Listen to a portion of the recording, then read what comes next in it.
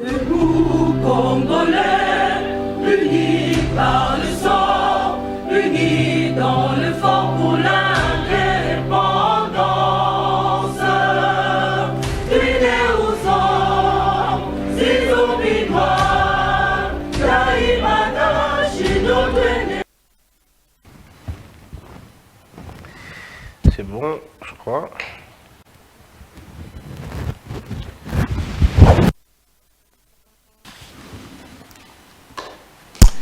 Mesdames et messieurs, merci de suivre Critique Info. On est en retard aujourd'hui. Je commencerai par cette indignation, mais alors une grande indignation de notre part bien évidemment, mais surtout, je rejoins un peu le penseur Stéphane Essel qui nous demande de nous indigner. Oui, nous indigner pourquoi? Nous avons tous suivi les propos combien nauséabond, combien impertinent, discourtois, qui crache sur les morts de la RDC, la mémoire collective tout entière. Voici le secrétaire général des Nations Unies qui va dire devant tout le monde, sans pince, il n'est pas gêné. Il dit, ils ne connaissent pas la provenance des armes du M23. Voici là le premier gardien de la paix dans le monde. Quelle honte! Le premier gardien de la paix dans le monde, il dit, devant tout le monde, il ne connaît pas comment ces groupes armés sont en train de s'armer. Et dans son langage, vous le voyez, il essaie d'aménager le M23. Il dit que c'est un conflit entre nous, l'État congolais, et le M23. Nullement il cite le Rwanda. Mais vous allez voir l'incohérence. Il va dire, pour résoudre le problème du M23, il faut qu'on discute avec le Rwanda et le Burundi. Posez la question à monsieur le secrétaire. Mais à partir de quel moment vous faites le lien entre le M23 et le Rwanda si vous demandez à ce qu'on discute avec le Rwanda? Je ne comprends rien. Je vous donne un exemple pour vous faciliter la tâche. Moi, j'ai un cas de rébellion chez moi à la maison. Un de mes enfants se rebelle. Dans l'hypothèse de M. Guterres, un de mes enfants se rebelle. Et maintenant, la solution, c'est il faut que je discute avec un voisin. C'est quoi le lien? Donc, il est le fils du voisin. Parce que si c'est mon fils à moi, j'aurai des mécanismes pour régler le problème chez moi à la maison. Et je mettrai tout le moyen pour régler le problème à la maison. Mais quand vous me demandez, pour régler un problème intérieur, il faut que je discute avec le voisin, ça veut dire que vous avez beaucoup d'informations que moi je n'ai pas. Ça veut dire, vous avez une fois vu ma femme avec le voisin, dans des conditions pouvant entraîner la naissance d'un enfant. En fait, c'est ce que ça veut dire. Un problème, il dit clair, ce n'est pas moi qui invente, il dit lui-même que le M23 est un problème congolais. Mais pour résoudre ce problème congolais, il faut discuter avec le Rwanda et le Burundi. Ça veut dire que le Rwanda et le Burundi sont donc des instigateurs, sont donc c'est vrai, eux, maintenant, le laboratoire. Mais on sait tous que ce n'est pas le cas. On sait ce que nous savons ici. C'est que c'est le Rwanda qui, finalement, est derrière le M23. Et il ne s'agit même pas du M23. Il s'agit du Rwanda. Puisque c'est clair comme ça, la ligne de M. Guterres, si c'est ça la ligne des Nations Unies, alors le Congo doit tirer toutes les conséquences. Ça veut dire que nous sommes seuls. Nous sommes abandonnés. C'est-à-dire que nous ne pouvons plus compter sur la communauté internationale. On ne peut plus compter sur les Nations Unies. On peut compter sur personne. Du moment où le numéro 1 dit le problème, c'est d'abord au Congo. Ça, c'est un premier élément. Deuxième élément, il va loin, il dit nous avons des FDLR. Ça veut dire, il justifie subtilement les attaques rwandaises en voulant rechercher les FDLR chez nous. C'est ce que M. Guterres est en train de dire. C'est-à-dire qu'en d'autres termes, à l'objet, tout ça dans un rapport, Bango dans un rapport que FDLR basan au Congo. Monsieur le secrétaire général, pour avoir été à l'est du pays pendant un long moment, Bato F, Bato ya MONUSCO, pourquoi ne pas dire si haut que Bato FDLR dans la localité telle, dans un endroit tel, dans un endroit tel? Pourquoi vous gardez ces informations secrètes?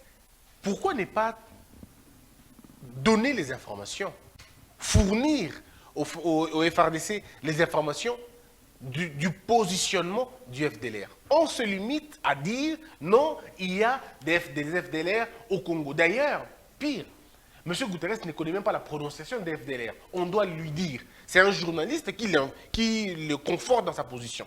Il dit non, il t'attend, il dit FD. Donc ce sont des informations qu'on donne quelques minutes avant l'émission, avant l'interview. On vous donne ces informations-là. Vous qui êtes censé maîtriser la question sécuritaire dans le monde. Mais voilà à quoi ça se solde. Il y a un homme sage, plein de sagesse, qui avait dit la réputation, pour la bâtir, ça prend des années et des années. Mais pour la détruire, ça ne prend qu'une seule minute. Une seule interview, fini. Ça vous termine. Et vous allez vous rendre compte que depuis un certain temps, que ce soit la MONUSCO ou les Nations Unies, ne font qu'aggraver leur situation. Ne font qu'aller c'est-à-dire de situations graves à des situations extrêmement graves. Ici, la MONUSCO avait dit que non, on a eu un problème, les M23 sont extrêmement équipés. Pour ça seulement, on avait demandé au porte-parole de partir. Maintenant, vous entendez ces propos être dits, redits par la plus haute autorité des Nations Unies. Mais c'est fini alors, dans ce cas, on est parti. C'est fini, il n'y a plus d'espoir avec eux. L'interview de M. Guterres, c'est une insulte. C'est une insulte à tout le peuple congolais. Donc, tous ceux qui ont perdu de membres des familles, Nabitumbawana, c'est fini. Mais bizarrement, depuis que M. Guterres a parlé, je n'ai pas entendu le professeur Mukwege. Ça devrait être un motif d'indignation pour le prix Nobel. J'attends un tweet de la part du prix Nobel pour s'offusquer, ne serait-ce que par rapport aux propos de M. Guterres. Il ne peut pas nous mettre sur une même balance, sur un même pied d'égalité. Et ce que vous pouvez imaginer, l'autre envoyé des États-Unis, quand il est arrivé, c'était la même posture. Au Congo, ici, il nous dribble avec des discours fallacieux. Et quand il se retrouve au Rwanda, il nous met tous sur le même pied d'égalité. Et là, vous avez vu maintenant, Guterres, la même chose. Mesdames et messieurs, la lecture politique internationale a changé les donnes. Ces gens-là ne sont pas avec nous. Et puisqu'ils ne sont pas avec nous, nous devons nous définir autrement notre politique. La lecture de la politique internationale ne nous est pas favorable. Il ne faut pas qu'on se leurre. Il ne faut pas qu'on se leurre. Nous ne sommes pas favorables à l'extérieur. Les autres ont compris qu'ils peuvent avoir nos matières premières avec ou sans nous. Et la réputation du Congo est en train de s'abîmer chaque jour. Je vais vous dire pourquoi. De nombreux scandales qu'il y a au Congo, tel a pris l'argent de l'État, tel a été impliqué dans ceci, tel a été impliqué dans cela. Toutes ces choses fragilisent notre posture au niveau international. Encore que notre posture au niveau international, nous ne la travaillons pas. Nous ne l'avons pas encore inventée. Jusqu'aujourd'hui, nous n'arrivons pas à inventer notre posture internationale. C'est quoi la posture du Congo au niveau international? Si on doit nous respecter, on nous respectera sur base de quoi? Cette question, nous ne sommes pas encore posés. Si les autres doivent nous respecter, on nous respectera sur base de quoi? Nous sommes ce que Lionel Jospin, dans son livre Le Monde comme je le vois, il appelle ça furtivement des États inutiles. Nous sommes ce que Frantz Fanon appelait des aliénés à la limite. Nous sommes des aliénés. On est ce qu'un peu Nietzsche appelait en son temps des singes grimpeurs.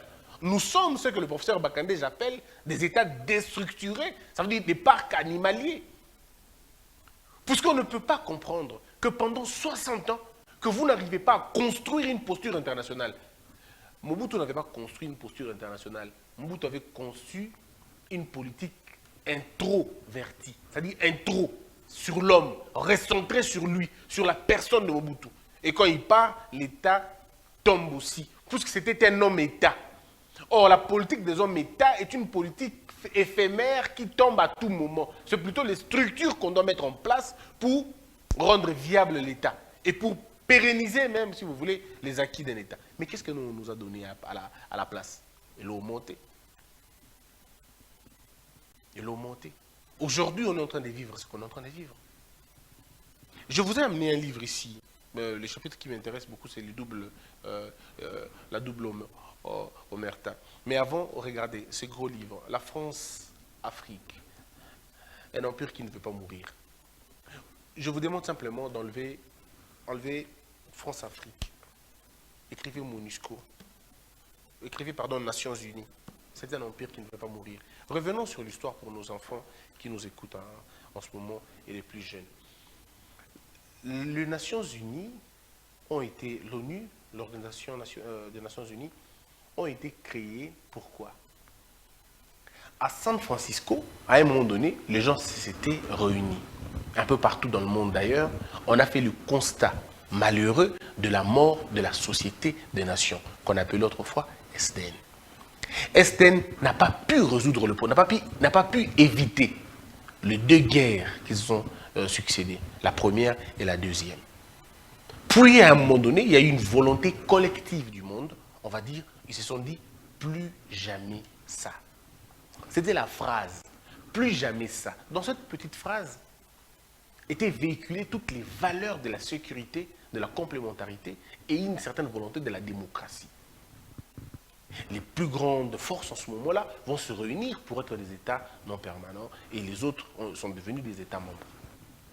Certains pays n'ont pas adhéré à cela, d'autres ont adhéré à cela et d'autres ont adhéré progressivement. La première mission, c'était le maintien de la paix. Ça veut dire éviter les nombres de morts, éviter les chaos dans le monde. C'était ça le but des Nations Unies. Mais malheureusement, si on pose la question, SDN a vu combien de morts? Les scientifiques vous parlent d'autant de morts. La Première Guerre mondiale, on parle d'un chiffre assez important. Je ne vais pas me tomber sur les chiffres parce que je peux me tromper. Il y a eu des morts. Tantôt on parle de 50 millions, tantôt 17 millions, tantôt 42 millions, tantôt 43 millions. Bref, il y a eu des morts. Mais il faut le dire, la Première Guerre mondiale et la Deuxième Guerre mondiale, ce Bosangi Siango, le nombre de morts au Bakomiwana et les qui, et dans ce n'est même pas le 1/3 des morts que depuis 1945 jusqu'à aujourd'hui. De 1945, till l'eau, le monde a connu beaucoup plus de morts que le monde n'avait connu sous la SDN, la Société des Nations. Le monde est devenu plus barbare avec, les Nations Unies. Le monde est devenu plus barbare, le monde est devenu plus insécurisant, le monde est devenu plus terrorisant. Il y a la naissance de beaucoup de choses, beaucoup d'inégalités que que les Nations Unies ne sont pas en mesure de régler. Maintenant, posons-nous des questions qui vont peut-être embarrasser. Quelle est la guerre que les Nations Unies ont déjà vaincue? Citez-moi un pays que vous connaissez dans le monde, que la MONUSCO ou que... Non, pas la MONUSCO, parce que la MONUSCO, c'est une mission congolaise. Un seul pays que vous connaissez que les Nations Unies ont pacifié. Voyez-vous ce que je veux dire par là? Ça veut dire que nous sommes devant un échec patent. Et le matin, je crois hier, parce que l'idée de tourner cette émission m'est venue quand j'ai regardé cette interview de la honte, et je me suis dit, bon, pourquoi ne pas aller lire un peu comment ça se passe? Mais je me rends compte qu'il y a plus de 170 livres écrits, plus de 200 rapports pondus contre les Nations Unies. Mais des rapports accablants, des livres, mais alors des livres monstrueux sur l'échec patent de la MONUSCO, des Nations Unies. Mais maintenant, regardons dans les faits. On est dans un engrenage impossible et incroyable. Je vous donne 3 faits. Le premier fait, c'est une hypocrisie internationale. Ce qui se passe en République démocratique du Congo prouve à suffisance que le monde entier est complice de ce qui se passe chez nous. Nous n'avons pas un problème avec le Rwanda. Nous n'avons pas un problème avec le Burundi. On n'a pas un problème avec les pays voisins. Le problème, c'est que ces pays voisins ont accepté d'être des sous-traitants. Ces pays voisins ont accepté d'être des commissionnaires de la mort et des commissionnaires des crimes. C'est ça la vérité. nous abritons l'une des réserves la plus importante en termes de coltan, en termes de cobalt, en termes de richesse, en termes de nobium, en termes de... Je veux dire, tout ce qu'on vous imaginez dans le tableau de Mendeleïev, le Congo a explosé ces choses-là. Et heureusement ou malheureusement, ça dépend, ça se trouve sur une partie du pays. Le jour où on prend tous nos minéraux qui se trouvent à l'est, on l'amène au nord, on va transporter le problème au nord. 2 mois, 3 mois après, on aura les mêmes crises. Ça commence toujours par les communautés qui ne s'entendent pas. Ça commence toujours comme ça. Les communautés ne s'entendent pas. Et puis après, ça sera l'armée qui va entrer en danse. Et puis après, les pays voisins vont avoir des idées hégémoniques. Ça a toujours été comme ça. Ce scénario a duré 60 ans. Même ceux qui ne sont pas allés à l'école ont compris. Donc le problème ici, c'est que les groupes, le multinational, ces grands groupes internationaux qui ont beaucoup de moyens, qui ne veulent pas se salir les mains, utilisent les pays voisins, utilisent les petits 2, 3, 4 personnes pour faire le sale boulot et on se retrouve dans un vrai pétrin. Donc vous avez d'un côté une volonté de vous mettre dans ces conditions, Lumumba l'avait déjà dit bien avant, que le projet c'était la balkanisation, mais au-delà de la balkanisation, le vrai projet ici c'est comment piller les ressources du Congo sans le Congo.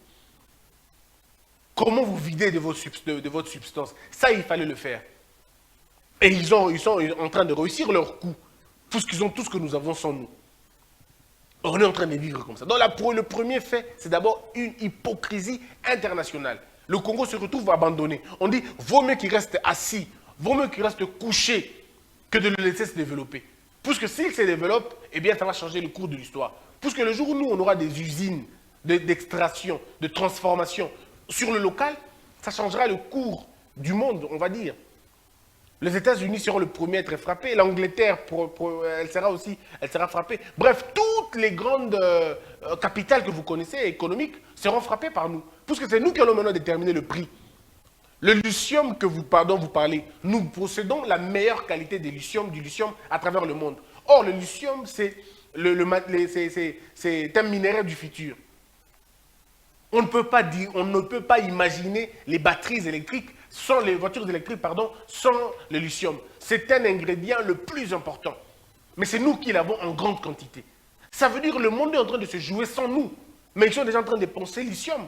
Quand eux, ils fabriquent une voiture, c'est lithium qu'ils voient. Lithium, c'est où? C'est chez nous. Alors, ils vont devoir venir chez nous. Aujourd'hui, vous avez des problèmes avec le Rwanda. Excusez-moi de vous le dire, ça peut vous choquer. Aujourd'hui, c'est le Rwanda qui est notre problème. Mais dans 20 ans, ça ne sera plus le Rwanda. Puisque le monde n'aura plus besoin du coltan et du cobalt comme on en a maintenant. La demande va être beaucoup plus axée sur le lithium. Et le problème quittera la partie est et va aller dans l'autre partie où se trouvent les lithiums. On a encore un peu de chance parce que là, de l'autre côté, il y a de l'eau. Mais attention, il faut bien regarder, vous allez vous rendre compte qu'on aura des problèmes avec nos pays voisins. Mais est-ce que nous anticipons? C'est là que je viens pour le deuxième point. Dès que le premier point, vous avez l'hypocrisie internationale. D'un autre point, ça puise toutes leurs substances chez nous. Notre incapacité de gouverner ce pays. Vous savez, mesdames et messieurs, Nicolas Sarkozy répondait dans une réunion internationale que le Congo était bien grand. Il était trop grand pour nous. Et que si le pays est gouverné, c'est parce que le pays est plus grand. Mais il fallait répondre à M. Sarkozy. La grandeur d'un pays, ce n'est pas une raison pour son ingouvernance. Ou l'ingouvernabilité d'un État ne se définit pas par sa grandeur. Sinon, la Russie allait être le pays le plus ingouvernable du monde. Les États-Unis allaient être le pays le plus ingouvernable du monde. Mais ici, notre ingouvernabilité ou notre sens de la mauvaise gouvernance est du fait de notre incapacité de résoudre nos problèmes. Rien à voir avec la taille. La taille n'est pas le problème. Puisqu'il y a des pays plus grands que nous, qui sont mieux organisés. Et puis en plus, au Congo, en Afrique, on n'est pas le premier pays le plus grand. Nous avons un pays plus grand que nous. Mais pourquoi chez eux, là-bas, il n'y a pas de problème? Puisque là-bas, il y a des hommes normaux qui réfléchissent, qui anticipent, qui regardent 10 ans, 20 ans, 30 ans plus tard. Nous, ici, nous avons des bonobos qui regardent 5 ans après. C'est ça notre plus grand problème. Vous avez ici des hommes qui font semblant d'être des hommes, qui portent des vestes, qui vont dans des réunions, mais en réalité, pour ne trouver aucune solution, ils ne réfléchissent que 5 ans après. Tout un pays est résumé par les élections futures. Au lieu de prendre des grands projets de développement, nous sommes à côté de la plaque. Et c'est ça la vraie vérité. Il faut dire ça aux gens, il ne faut pas mentir. Il y a aujourd'hui une partie des gens qui pensent que le Congo est trop grand pour qu'on le laisse entre les mains des Congolais. Il faut donc aller au point de le diviser.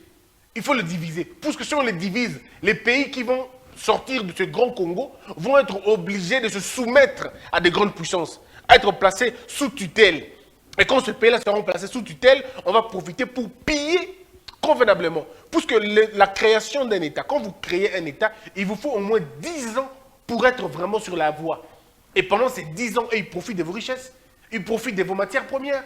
Le temps pour vous d'avoir une conscience collective nationale, avoir un idéal patriotique, vous êtes déjà parti, on vous fait passer beaucoup de temps. Et c'est ça leur but.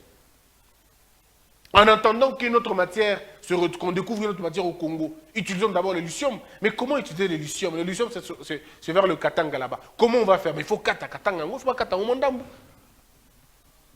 Et ça repose sur notre incapacité. Ça repose sur notre absence de leadership. Ça repose sur notre absence de perspective. Ça repose sur notre incapacité d'avoir une bonne lecture. Nous ne faisons pas de bonnes lectures. Nous ne savons même pas avec qui on va s'allier. Nous avons des comme ça. On navigue comme ça. Tantôt on est avec la Russie, tantôt on est avec la France, tantôt on va faire un tour en Belgique, tantôt on va aller aux États-Unis, tantôt on va aller dans ceci, tantôt on va aller dans cela. On n'est pas ciblé. Nous ne ciblons pas. J'ai vu sur mon poste beaucoup de gens m'écrire « Non, mais Christian, tu vois, la solution c'est Poutine. » La solution, ce n'est pas Poutine. Ceux qui pensent que la solution du problème du Congo, c'est Poutine, c'est exactement comme un enfant qui a été tabassé par un grand frère du quartier et il va chercher la protection chez un autre grand frère du quartier. Au lieu d'aller dans une salle de boxe ou d'entraînement, se former lui-même pour avoir sa propre défense, il continue continuellement à chercher de la défense des autres. Aucun État ne peut délivrer un autre, ça n'existe pas. Ça n'existe pas. Donc nous ici, la véritable responsabilité revient à nos dirigeants qui doivent en principe construire des structures, des États. Nous n'avons pas un État. Depuis 60, nous n'avons pas une armée. On va dire non, l'armée de Mobutu. Demandez aux spécialistes, ils vont vous dire que l'armée de Mobutu était fragile, très fragile.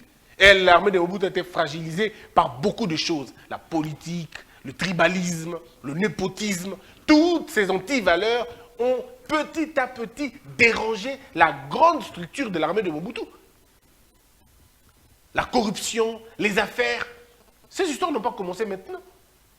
Je vous ai présenté une vidéo depuis l'époque de Mobutu, où les généraux et les capitaines étaient en train de pleurer. Les soldats ne voyaient pas la solde arriver, alors que chez Mobutu, ils pensaient qu'il envoyait déjà l'argent là-bas. À l'époque de Kabila le père, c'était la même chose. Et aujourd'hui, ça continue.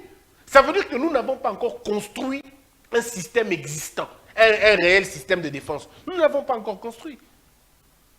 Nous n'avons pas encore imaginé un vrai système de défense. Nous continuons encore à coller des brèches et tout ça, tout ça. Le Congo est un véhicule qui est en panne depuis très longtemps. La première panne de ce véhicule qui est Congo, c'était déjà à partir de 1960. Lorsque Mobutu prend le pouvoir, la panne se montre déjà. Il y en a même qui disent que la panne était bien avant. Il y en a même des gens qui disent qu'on nous a donné une voiture en panne. Mais l'absence de chauffeur, l'absence de mécanicien pour détecter la panne, nous sommes partis avec. Mobutu prend la voiture. Comme on était sur une pente, les gens pensaient que la voiture roulait.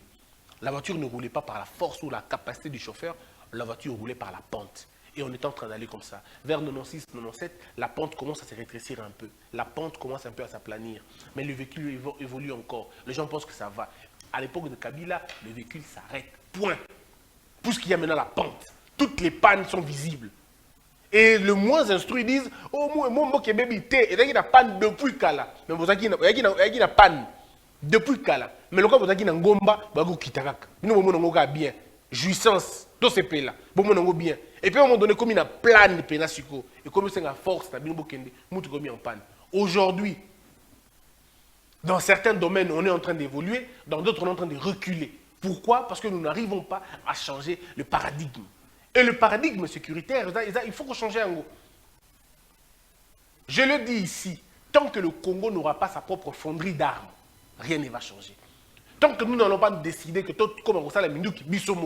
le Congo commence à fabriquer ses propres armes, tant que nous n'allons pas décider de refonder l'armée, pas refonte, mais refonder l'armée et accepter le temps que ça prendra, ça, les choses ne marcheront pas. Pour finir cette affaire de l'Est de la République, posez-vous la question, pourquoi Bassaya Giba base militaire na Ouest alors que le problème est dans l'armée na Est?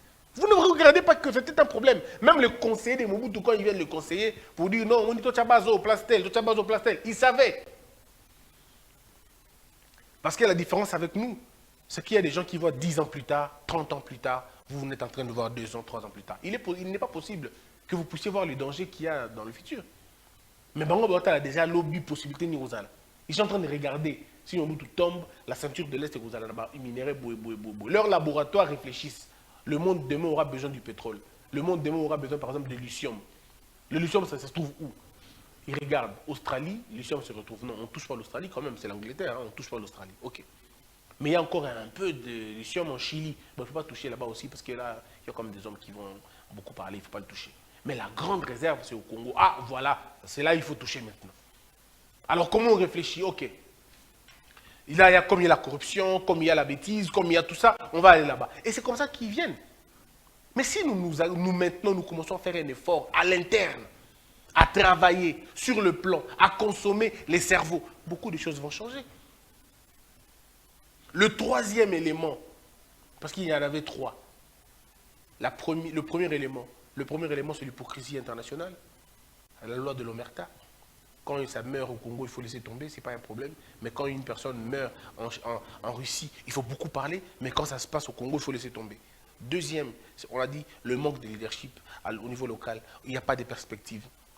On ne sait pas où on va, qui sont nos alliés, comment on traite avec eux, qui parle en notre faveur. On ne connaît pas.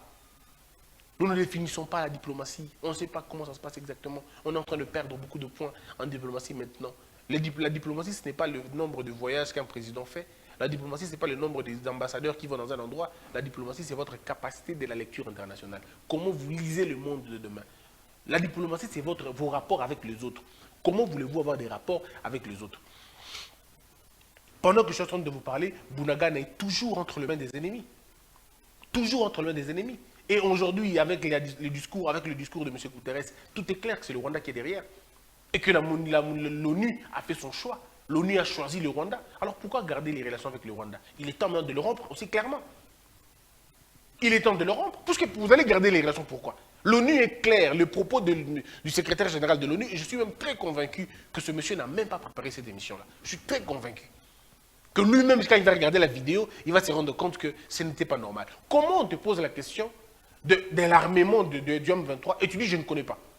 Comment toi tu es gardien de la paix du monde? Comment tu ne sais pas qu'il y a ces groupes armés-là, armement, qu'on est quand même MONUSCO?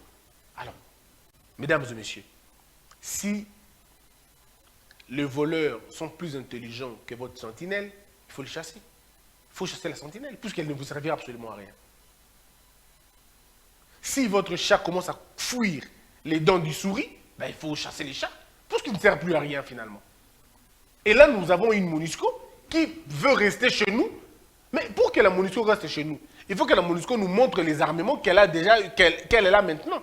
Parce qu'elle a lobby que M23, Banaminduki Kolekabiso, Kolekabango. Ok. Si vous avez des années, ceux qui bango Banaminduki Kolekabino, c'est que pour le minimum, il faut l'accepter Kolekabango. Parce que à quoi sert Bozalawana alors que les gens sont censés comme ça la mission Mabé, l'équipe de Namandoki. Troisième élément, et la démission, il y a peuple. Le peuple congolais a démissionné, malheureusement. Le peuple a démissionné, n'a besoin, n'a pas de Botala likama Bunagana, Sugi Kabo, et là il y a un coup de Kabongo.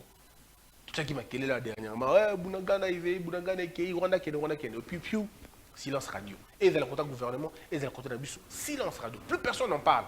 On dirait que ça n'intéresse plus les gens. Entre-temps, une partie de notre pays est entre les mains de l'ennemi. Mais comment allons-nous continuer à comprendre les choses de cette façon-là? Pourquoi nous nous taisons? Jusque-là, le Congo, je n'ai entendu aucune réponse à Congo sur la question. Aucune. Alors, dites-moi, comment voulez-vous qu'on nous prenne au sérieux? Comment voulez-vous qu'on nous prenne au sérieux si déjà la politique officielle, personne ne répond? À M. Guterres, personne ne répond. On choisit le chemin du silence, puisqu'on a peut-être peur. On dit non, ce sont comme les Nations Unies. Mais vous serez fort quand? Il faut construire, pour terminer, il faut construire un État. Il est temps de construire un État avec tous les éléments d'un État. Une armée, une police, une administration, une diplomatie, une éducation, une justice. Il est temps de construire un État. Et n'attendons pas l'extérieur. La preuve, ils ne sont pas avec nous. Moi, j'ai envie de dire au président de la République que ces gens-là ne sont pas avec nous, monsieur le président.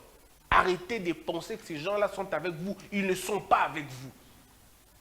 Ils ne sont pas avec le Congo. Tout simplement. Et les enjeux sont économiques. Les enjeux ne sont pas frontaliers comme on veut nous faire croire. Les enjeux sont économiques. Là où ça fait de l'argent, il faut se taire. C'est ça leur problème. Mais tout dépend de ce que nous voulons voir. Moi, c'était pour moi répugnant même de voir ça comme ça. Mais que voulez-vous? Que voulez-vous? On va continuer à regarder sans rien faire. Que la peur quitte nos esprits et que Dieu bénisse les RDC. Debout, Congolais, unis par le